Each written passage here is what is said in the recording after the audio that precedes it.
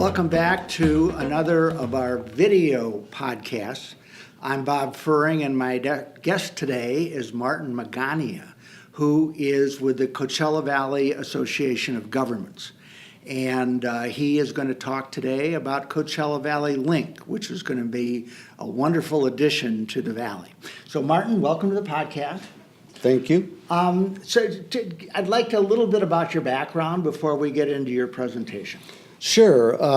I've been in the valley since 1978. Moved down here. This is my home. I went away to go to college, but I came back. I've been working, my experience is in planning, environmental, and transportation, and public administration. I currently work for the Coachella Valley Association of Governments. I'm the Director of Transportation, and CVAG Link is my project. Prior to working for CVAG, I was at the City of Desert Hot Springs. I was city manager there, and also community development director there. Prior to working for the City of Desert Hot Springs, I was at the redevelopment agency for the City of Cathedral City. Mm-hmm. And then prior to that, I was working for Lennar Homes. I went to the private sector. I worked there for a little bit. And prior to that, I was working for the City of La Quinta in their planning department. So. Mm-hmm. You've got deep roots in the Coachella Valley. Deep roots in the Coachella Valley, yes, I do. That's good. Well, Martin has a presentation that he's going to make, and so I'm going to back out at this point and let him make the presentation, and then hopefully at the end ask some of the questions that you would have on your mind. So with that, we'll get started. So, Bob, I appreciate you inviting me here to make this presentation about CVAG Link. To your community here. I'll start the presentation here. So this is CVAG Link. I'm going to start this off with a little bit of a little video to give you an idea of what this project is about, and then I'll talk about it.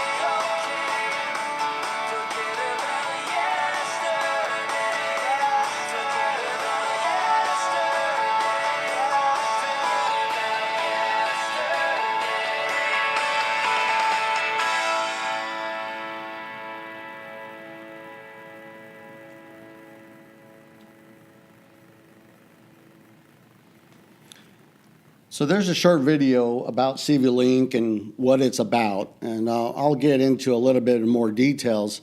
This project's been in the works for over 10 years actually, but like 30 years it's been. CVAG Link, you see it here, that's kind of the general location of where it's going through the valley. And it's basically going to be constructed on the top of the levees of our major drainage courses here in the valley. Chino Wash, Tahquitz Creek, Whitewater River Channel, and from one end of the valley to the other. It's been in the planning for 30 plus years here in the valley. It's funded with federal money and state money, and it's also funded partially by CVAG, and we're a joint powers authority. We are responsible for. Part of CVAG is responsible for all the transportation projects in the valley, the I-10 Jefferson interchange, the Monterey, Date Palm, Ramon Road. I mean, all those interchanges, we were a funding partner. So this is just another transportation project that we are working on, which is a little bit different because it's multimodal. It's basically more for pedestrians, bicyclists, joggers, and low-speed electric vehicles. So what if, Bob, what if, here is what we have today, it's the levee, it's all dirt. What if we were to take this existing levee and widen it 14 feet, 7-foot lanes in each direction, and pave it where we would allow low-speed electric vehicles to be combined with bicyclists on this area that's paved, and then have a separate decomposed granite area for pedestrians to walk on. They're separated from the traffic. They don't have to, part of our problem here in the valley is we mixed bicyclists on the roadway with traffic. And there's accidents, there's fatalities, and this project is aimed to get away from that. Provide a safe environment for pedestrians and bicyclists and electric vehicles to use and enjoy. It's not a new concept. It's here in the valley. There's roadways you see here in the city that are striped that allow golf carts. They'll allow bicycles on the roadway. This is another one, different design, but again, multi-youth pass. It allows golf carts and bicycles. And in Cathedral City, this was our concept. There's an area in Cathedral City and Palm Springs, the 2.3-mile stretch, that we implemented this idea. Cathedral City was the lead on this. They got some money from the state. They were just going to make this an asphalt path, and we said, wait a minute, why don't you guys do it to our design standards? Because we're going to come in here later and rip this out and put it to our standards. So why don't you guys just build it to our standard and we'll pay the difference? And they said, that'll be great. So this was what it looked like before. This was the concept that we had that our designers visualized, and they said this is what it would be. And then after construction, this is it today. So it's pretty much realized what the conceptual idea was. And this is between Ramon Road on the south, Vista Chino to the north, on the west side of the wash. It's Cimarron Golf Course you see to the right. So here's another photo of just showing from the shade structures towards Ramon Road, Cimarron Golf Course to your left, and people using it. Great little facility. So for Indio, this is just a map of showing where CV Link is going to go in Indio. And you'll see that line go through there. And it goes along Heritage Palms. It goes down by Jackson Park. There's an elementary school over there. It comes down by the Bird Sanctuary. I mean, it just goes through basically on the levee of the Whitewater River channel. And we thought, well, if we're going to do that, that's the main core. Why can't we do connectors? You have the festivals down on Monroe and 50th. Why can't we connect these events to CV Link via what we call these connectors? And the other regional roadways like 48th Avenue, Madison, they could connect to the main core and allow people to access these areas. They're color coordinated so they could know that they're leading to CV Link. And then also add some connections, even under the freeway. There's already undercrossings where we can connect over to the casino and get people to get to work, either by electric vehicle or bicycles. Over to the north on Jackson, cross the freeway to connect Sun City Shadow Hills. That would be great. And over to the west side off of Monroe. And we have these bridges already now. Let's utilize them and see if we can get people access to this major facility. What are the benefits? Well, one is congestion relief. Anytime you can pull a person out of a car and put them on a bicycle, you're reducing emissions, you're reducing congestion, you're reducing the impacts on air quality here in the valley, which is good. You're improving the air quality because now you're using electric vehicles or some other bicycle or some kind of electric scooter. And you create jobs, create a lot of jobs here in the valley for this, to construct this. And then other businesses that would like to use CV Link, like the bicycle rentals or scooters that might want to. You see those in San Diego. It's not a new idea, but is something that can be used here. It'll boost tourism, and it provides a safe route for pedestrians and bicycles to use. Now let's talk about money. Now we talked about this is a fully funded project. In terms of construction, we had a variety of different funding sources come through here to help us get through this. The Strategic Growth Council and Riverside County Parks, they funded part of the planning of this whole concept design originally. Cathedral City threw in some money. They had about $400,000 that they threw in, and then we came in and said, hey, let's help you out, and we'll pay the difference. And you saw the photos of what ended up being there. So we got some money from the South Coast Air Quality Management District. If you recall, the Sentinel plant that was constructed north of I-10 over here, just south of Desert Hot Springs, there was money that came out of that project, and we put it towards this facility. We ended up, CVAG ourselves are putting in $20 million. The Desert Healthcare District is putting in $10 million. It's an acronym called CMAQ, but it's Congestion Mitigation Air Quality money. We have about $14 million that's going into that, coming from that.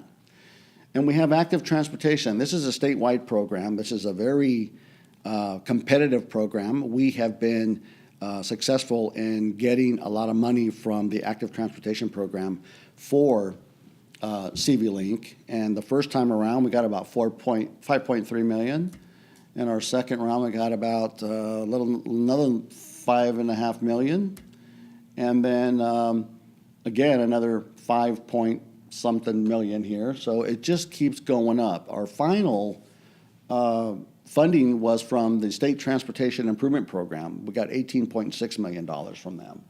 So we have just about $100 million to construct this project with a lot of federal and state money. So in terms of our first segments, I talked about it just a little bit earlier, was the one between Vista Chino and Ramon. That one's completed. It's 2.3 miles. Grand opening was in February. It's been a year already since it's been open, and it's been used quite a bit. The second one was in Palm Springs, and that's near Demuth Park. It's from just west of Gene Autry Trail all the way up to Demuth Park. It was just a little bit under a mile. It was part of a flood control project that the Riverside County Flood Control was doing with the city of Palm Springs. They were certifying their levee. And we came in and said they already had an existing asphalt path on this, but it was all broken up. We asked the city, can we come in and do CV Link? And they said yes. So here it is. It's nearly complete. People are using it today, but it's about complete. It's about 100% complete. We're working with the city to close out that contract with that contractor, and it's in use today. So it's a great facility. And our next steps, what are our next steps? Everyone keeps asking. Well, as we continue to acquire our right-of-way and work on our construction drawings, we plan on building multiple segments in multiple cities coming up within the next year. So we're hoping by the end of this year, by early next year, we'll be under construction in multiple cities where we've acquired right-of-way, because we have to get that first. Caltrans won't let us move forward unless we acquire the right-of-way. And the right-of-way is being acquired via easements. We'll get a license agreement or an easement from underlying property owners to use. Most of this land, if not all of it, is undevelopable. It's in the floodplain. So we're just working with them to get agreements and get that done. Now, talk about community connectors. So we thought of this idea. You saw the other exhibit where I had these connectors coming from the music festivals and north of I-10. And we thought about, what if we had, this is a map showing the core route, what's in black, and that's along the levees. And what if we had these connectors and had some kind of an exhibit or a map that we could hand out to hotels could have at their hotels, or business owners could have, that would lay out our connectors, and they had, it's similar to a subway line in New York or San Francisco somewhere, where you had, the North Palm Springs line, the Cathedral City line, the Palm Desert line. You had all these, and you assigned a different color to them. and these were on regional roadways in the valley, and you gave them a color and you did a map similar to this. So people can, whatever neighborhood, whatever city they're in, whatever community they're in, they know they can jump on the purple line, the brown line, the yellow line, and get to CV Link. And when they get on these connectors, you're going to see signs that are going to be color-coded that match the color of CV Link to the main core route and allow you to get there in a much easier fashion. And that's pretty much my presentation, Bob. Here are our social media links for anybody that wants to see the progress and get additional information. They're more than welcome to jump on this and email us. Be happy to answer any questions. Well, that was a wonderful presentation and pretty complete. I only have a couple of questions. Okay. The first is, admittedly, we had more rain than usual this year, but it will rain, and I noticed that the washes got pretty beat up. What are the maintenance plans for this? Well, yeah, there was a big flooding event that we had in February, and the great thing about it is that the flood never breached the levee. And so this facility is mainly built on top of the levee, so you still had access to get around. Now, on the undercrossings, there are some areas where the undercrossings might have been flooded out if it was all constructed today, but it's temporary.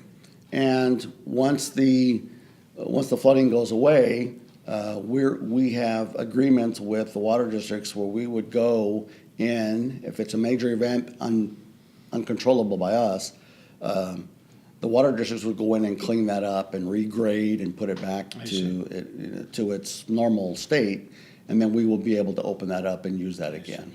Okay, and the only other one which is of interest to the people who live here is what will be the closest access point from our development? From your development here, the closest access point would be Monroe.